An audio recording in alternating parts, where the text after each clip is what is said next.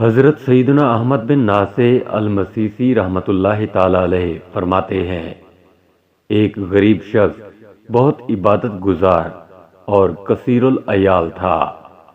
گھر کا خرچ وغیرہ اس طرح چلتا کہ گھر والے اون کی رسیاں بناتے اور وہ انہیں فروخت کر کے کھانے پینے کا سامان خرید لاتا۔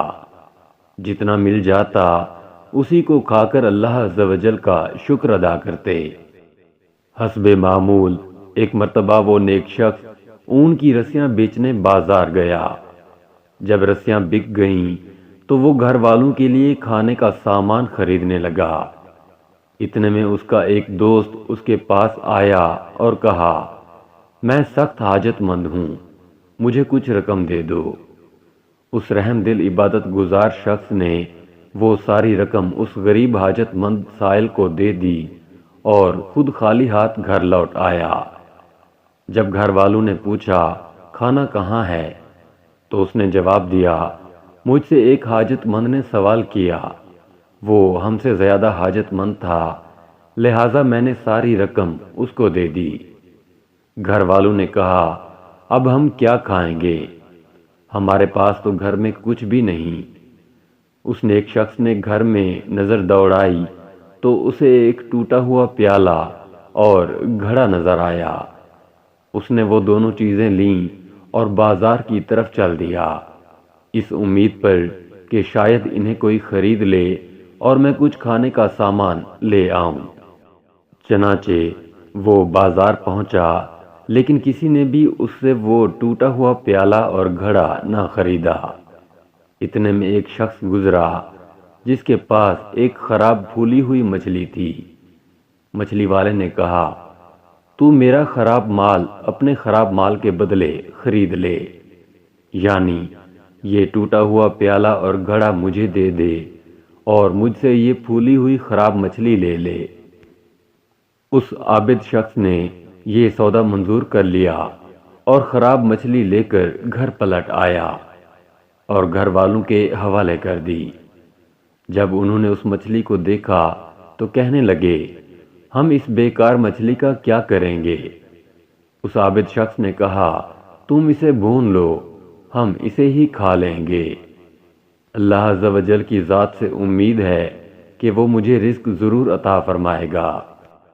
چنانچہ گھر والوں نے مچھلی کو کاٹنا شروع کر دیا۔ جب اس کا پیٹ چاک کیا تو اس کے اندر سے ایک نہایت قیمتی موتی نکلا۔ گھر والوں نے اس عابد کو خبر دی۔ اس نے کہا، دیکھو اس موتی میں کوئی سوراخ ہے یا نہیں؟ اگر سوراخ ہے تو یہ کسی کا استعمالی موتی ہوگا اور ہمارے پاس یہ امانت ہے۔ اگر اس میں سوراخ نہیں تو پھر یہ رزق ہے جسے اللہ رب العزت عز و جل نے ہمارے لیے بھیجا ہے۔ جب اس موتی کو دیکھا گیا تو اس میں سوراخ وغیرہ نہیں تھا، وہ کسی کا استعمالی موتی نہیں تھا۔ ان سب نے اللہ عز و جل کا شکر ادا کیا۔ پھر جب صبح ہوئی تو وہ عابد شخص اس موتی کو لے کر جوہری کے پاس گیا اور اس سے پوچھا، اس موتی کی کتنی قیمت ہوگی؟ جب جوہری نے وہ موتی دیکھا تو اس کی آنکھیں پھٹی کی پھٹی رہ گئیں اور وہ حیران ہو کر کہنے لگا، تیرے پاس یہ موتی کہاں سے آیا ہے؟ اس نیک آدمی نے جواب دیا، ہمیں اللہ رب العزت عز و جل نے یہ رزق عطا فرمایا ہے۔ جوہری نے کہا، یہ تو بہت قیمتی موتی ہے اور میں تو اس کی صرف 30,000 درہم قیمت ادا کر سکتا ہوں۔ حقیقت یہ ہے کہ اس کی مالیت اس سے کہیں زیادہ ہے۔ تم ایسا کرو کہ فلاں جوہری کے پاس چلے جاؤ، وہ تمہیں اس کی پوری قیمت دے سکے گا۔ چنانچہ وہ نیک شخص اس موتی کو لے کر دوسرے جوہری کے پاس پہنچا۔ جب اس نے قیمتی موتی دیکھا تو وہ بھی اسے دیکھ کر حیران رہ گیا اور پوچھا، یہ تمہارے پاس کہاں سے آیا؟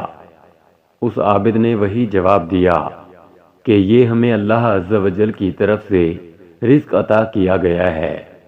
جوہری نے کہا، اس کی قیمت کم از کم 70,000 درہم ہے۔ مجھے تو اس شخص پر افسوس ہو رہا ہے جس نے تمہیں اتنا قیمتی موتی دیا ہے۔ بہرحال 70,000 درہم لے لو اور یہ موتی مجھے دے دو۔ میں تمہارے ساتھ 2 مزدور بھیجتا ہوں، وہ ساری رقم اٹھا کر تمہارے گھر تک چھوڑ آئیں گے۔ چنانچہ اس جوہری نے 2 مزدوروں کو درہم دے کر اس نیک شخص کے ساتھ روانہ کر دیا۔ جب وہ عابد اپنے گھر پہنچا تو اس کے پاس ایک سائل آیا اور اس نے کہا، مجھے اس مال میں سے کچھ مال دے دو جو تمہیں اللہ عز و جل نے عطا کیا ہے۔ تو اس نیک شخص نے کہا، ہم بھی کل تک تمہاری طرح محتاج اور غریب تھے، یہ لو تم اس میں سے آدھا مال لے جاؤ۔ پھر اس نے مال تقسیم کرنا شروع کر دیا۔ یہ دیکھ کر اس سائل نے کہا، اللہ عز و جل تمہیں برکتیں عطا فرمائے، میں تو اللہ عز و جل کا ایک فرشتہ ہوں، مجھے تمہاری آزمائش کے لیے بھیجا گیا تھا۔